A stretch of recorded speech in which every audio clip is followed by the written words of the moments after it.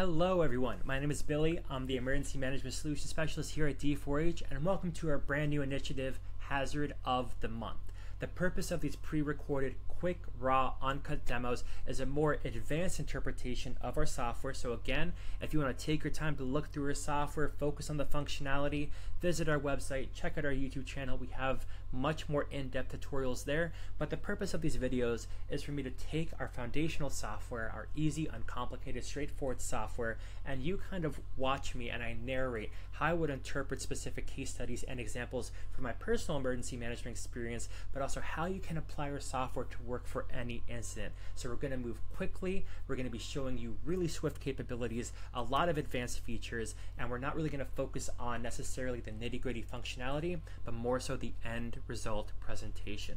So today for August, our first ever hazard of the month, we're going to focus on a heat emergency and cooling centers. And I'm picking cooling centers because there was some recent legislation or pushes recently to establish more consistent cooling centers across the United States. With ever-changing heat, this is important to avoid any sort of public health distress that might occur when people don't have access to different air conditioning facilities or cooling facilities or just items in general, especially when there are power failures or really prolonged periods of heat with vulnerable demographics. So let me walk you through how I build out this scenario with really minimal preloaded items, and we're just going to walk through it together. Of course, if you have more questions, you want to collaborate down in the comments, that's the whole purpose of this. Let's spark some conversation, let's build something together, and let me walk you through it. So let's go straight into here. We have our incident management platform, our operations center. I'm just going to start a new incident, and I'm going to click extreme heat. I'm going to say it's a cooling center activation. Now, with this cooling center activation, I'm going to jump straight into the incident summary like any sort of incident that D4H creates. I'm going to set my location to be the center of Central Park because I'm in New York State and that's where I want my emergency to be. I'm going to expand the incident with my customized form down below, say that there is an extreme heat emergency for the upcoming week. We will activate cooling centers. Command center location, I'm going to make the New York City Emergency Management Headquarters. And I'm going to make our staging area right in front of Central Park to look at our resources here. And you're going to see everything populate on the map over to your right hand side. I'm going to set this as the first operational period starting at 1400 hours and go for about 24 hours for about 1 day. And of course I can always iterate this as we move along. I'm going to start with my staffing posture. I already preloaded in some teams here, minus the operations center. Nothing is incredibly response oriented right now. I'm going to assign myself as incident commander. I'm going to add in my cooling center liaison team just because I want to have a specific staffing team to walk through the incident and connect with the cooling centers. And we're going to add in some roles here. And we're going to say that's just a cooling center team lead. And this person is going to walk into my EOC, not pre-assigned Mr. John Smith, and now we're cooking. Let's move on to some forms. Not going to worry about an ICS 201 right now. I'm just going to move into our health and safety plan. I'm going to say safety message. There is an elevated reading of heat indices across the city for the upcoming week. Cooling centers will be activated. Please monitor accordingly. Operational period 2, operational period from, let's say it's going to be from this first operational period of 1400 hours. And we're going to also do 1400 hours for 24 hours as well, only to be active then. We can always change that time interval. Site safety plan required, not at this time. Approved safety plans located at the headquarters. This isn't an actual location, interestingly enough, so let's change that. All of our ICS forms can be changed. I'm going to jump into our admin area here. I'm going to go to, what was it, the ICS 208 form, templates, forms, ICS 208 form is going to be right down here. Press edit. If we notice it is a text single line, maybe it's a desk, maybe it's a location, maybe it's a building, I'm going to make that geographic. I'm going to make it a location on a map, press save. That change should handle immediately. And it's going to be a population. We're going to bring it as well to 165 Cadman Plaza East in Brooklyn, New York. It is located at the headquarters. We can get a copy prepared by myself. It's going to be the incident commander. The date time is going to be at 14:45, a little bit in the future, and we're going to get my electronic signature in there as well. Sign and lock the document. We're ready to share. Going to create a public link so that way anyone can access it and take a look at it. Press close. Let's take a look at how that is going to view. And beautiful, we're cooking. Now, if I wanted to organize this by different health and safety forms, I can of course throw it into a different folder. I can just create a folder, and let me just write this as OP1, and we're going to move this safety message for our own organization purposes in that folder. Let's keep on cooking. Don't need to worry about an IEP. We're just in the initial phases right now. With the map, we already have some items already populated in terms of our entire area here. But let's say maybe I want to cordon off an area where maybe we're experiencing high power or some sort of electrical grid spike. Now, of course, we can do this on the map here, but also maybe we can do it in our community lifelines or other aspects on this status board setting. What I'm going to do is to show you some basic geometry. Going to pop over. Let me say that maybe we're going to monitor this port over here just for an energy monitoring, since a lot of energy comes from rail lines and different transportation aspects. I'm going to say energy monitoring zone. This is just completely my imagination, but you know, we're here. Great. And now we're set to go. Now, the other thing that I could do is, let's say maybe we have this heat emergency, but then maybe we're expecting a storm or a hurricane or a radar. I have some preloaded shape files. If I were to import layer over here, I have some Hurricane Sandy tracks, but maybe I can just do a radar. Let me see. Current, let's do, I don't know if there's a radar because it's not really raining. Current rain shape file, New York. Let's see what happens. Service data, significant flood, air quality, past weather. Let's pull something from maybe from a past weather base here. Those are in CSV files. Let me go to see if we can get past storms NWS shape file. Not now. Storm Prediction Center, GIS, KML, oh, Storm Prediction Center, all right. Active watches, convective outlooks, fire weather outlooks. I don't know if any of these are going to necessarily populate, but we can try our best here. So let me go to maybe this KMZ. It downloaded. That's going to be an active MD. You know, let me do a convective outlook as well, KMZ. Go to cooling centers. I'm going to import a layer. I'm going to choose from a file, choose from my downloads, and let's add in that Outlooks KMZ. Default layer is going to be white, and we're going to import. And let's see, did it populate? It did populate, but I don't know if anything's going to show. No, so we don't have anything from that reading. Oh well. Well, if I had more time to look through a shapefile, we can upload a specific shapefile, but right now what you're just seeing me do is go to a specific shapefile. You see the ability to upload it. I'm going to show you one that I know works for a fact. I'm going to import our Hurricane Sandy best track, or let's do the uncertainty cone so it doesn't throw off my entire map completely. Import that data. It was a pre-made shapefile from the National Weather Service. And you're going to see that cone right there. So again, if I wanted to import weather, we can also do that. But again, I'm just toggling different aspects to be able to show you what is possible and not possible in terms of integrating third-party applications.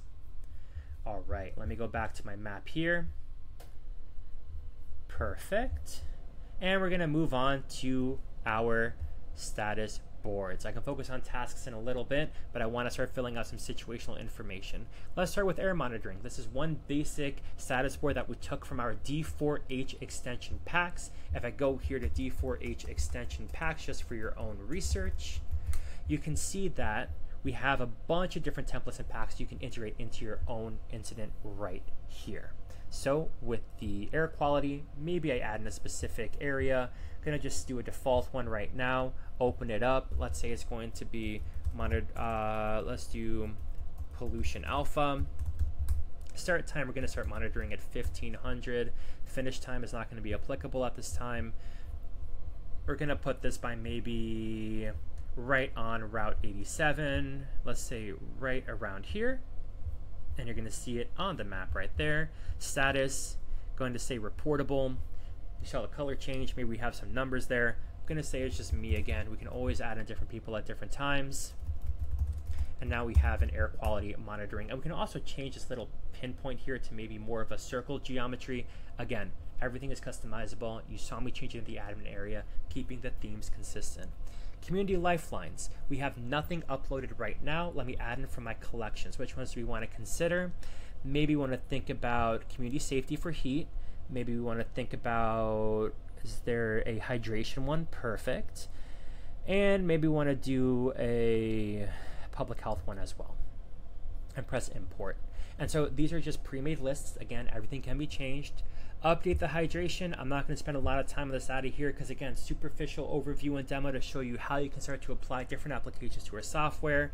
We're going to make the status a significant, let's do a moderate impact for hydration. And we're going to say that maybe we have missing spray caps on fire hydrants. And we're just wasting water up the wazoo.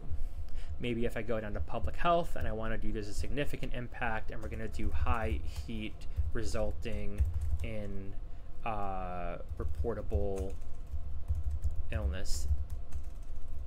Great. And then of course maybe with the last one, community safety, minimal impact, climate change protest.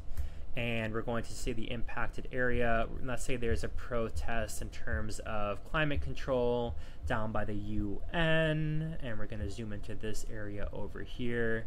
And we're going to set that geometry. And this is where the UN Plaza protest is going to occur. Oop, we still have that cone there. Pardon me. Let me get you off of this track here. Zoom in. Great. And you're going to see this map just show you right there with all those colors. There we go.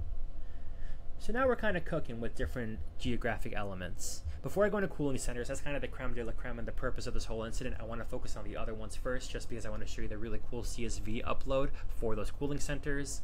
For hospitals, let's say there's just a diversion. We're going to say that we have Northwell Health.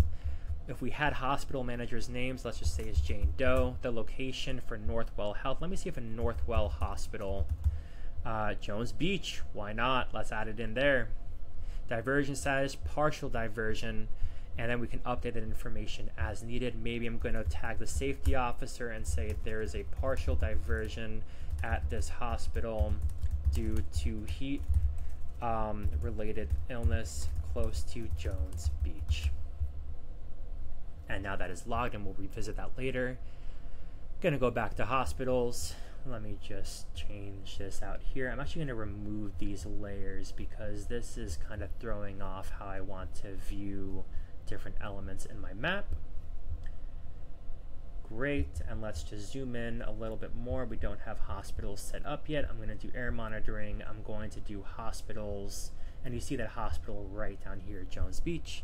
Media tracker, dominating the media. This is a new one. You're going to see it actually next week in the civil unrest live stream we have hosted for you. Media tracker, very simply, again, you can create your own. Let's just say the reference ID is article number 1. The media outlook reporting, this is going to be CNN. We're going to have a random URL of an article of some sort, and then we can say they are reporting that the heat emergency is record-breaking and will last more than 1 week. And then you can upload a file to do something more specific. Resource request, this is a broken down ICS 213RR form that I created as well. Resource request, one great thing with cooling centers, we're thinking about maybe water pallets, blankets, interpreters, pet supplies, anything you need to keep that cooling center running. So cooling center activation, let's say this resource request is going to be for a water pallet. Date and time is going to be today at 1500 hours. Resource request number is going to be number 1. And let's say we can add in the order description, quantity of 1, kind is going to be water pallet, type is going to be Poland, let's actually change kind to water bottles, and let's do pallet. Item description is going to be Poland Spring, that's a great water brand, requested at 1505. We're working in the future here. Great. Estimated is going to be 1,600 hours. We're really quick with the water, and let's say a pallet is going to cost $300. Requested delivery reporting location. Let's say, well, we don't have a cooling center yet, but let's just say we're going to be sending it to the Chrysler Building in New York City. Although that's not a cooling center. I'm just using it as an example. I'm going to say it's right there.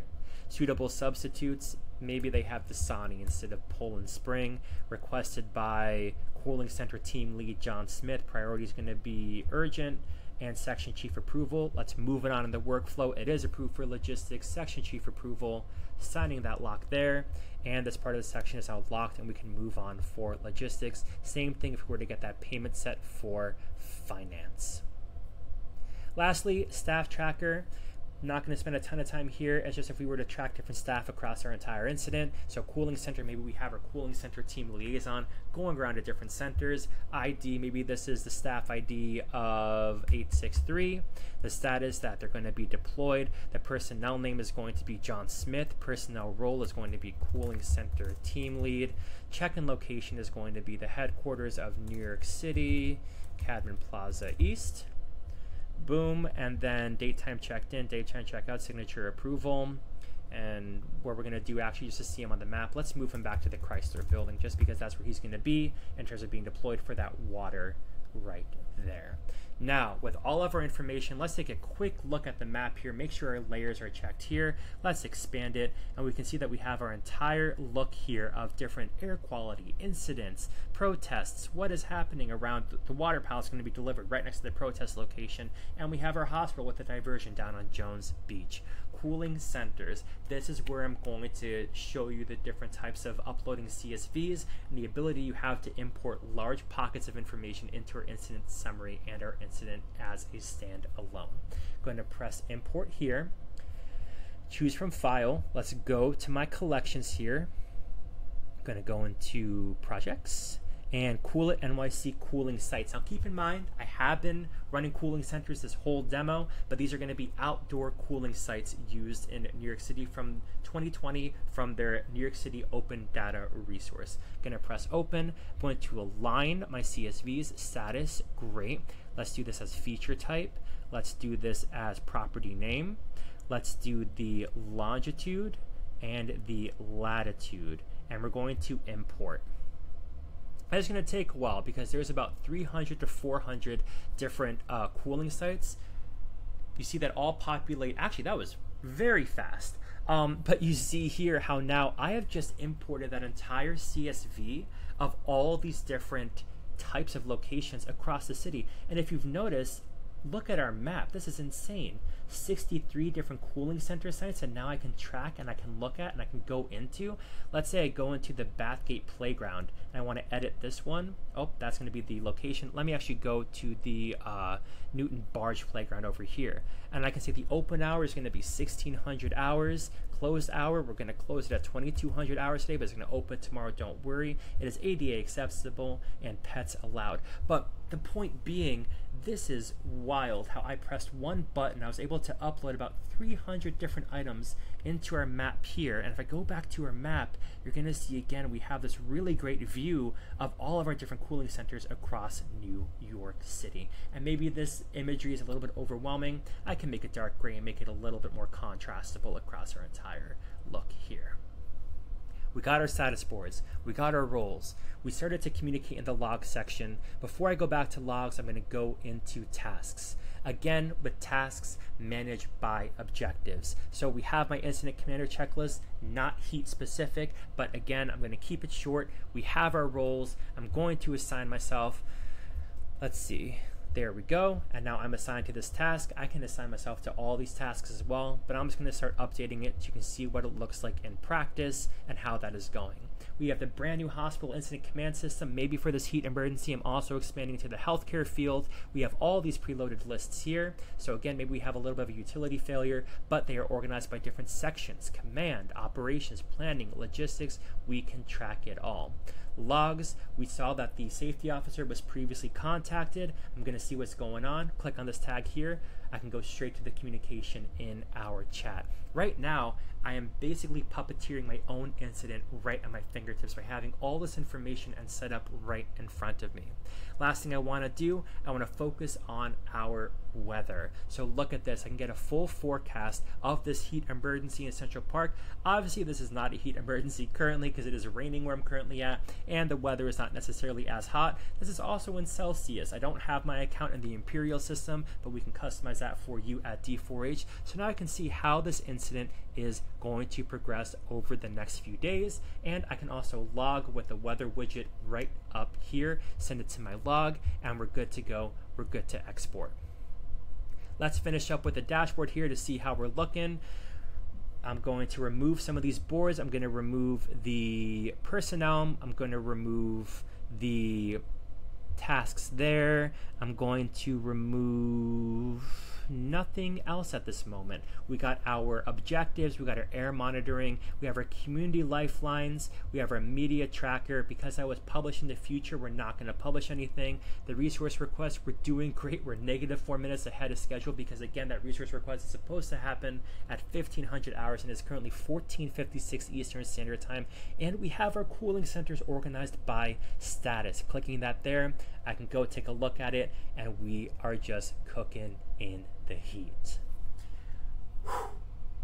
21 minutes, a full incident head to toe, really scraping the surface. The speed, the playback, the efficiency, it's supposed to be quick, it's supposed to be fast, because this is how easy it is to work with our software. You can always rewind the video, see how I did certain things. We're going to be getting a supplemental arcade and blog post on this video, so make sure to stay tuned for that. But all in all, let me know what you think in the comments. Thanks for coming to my really quick advanced masterclass on a really just complex yet simple hazard that we were able to break down in D4H. And stay tuned next month for another hazard of the month with Billy. Thank you all very much, and stay safe.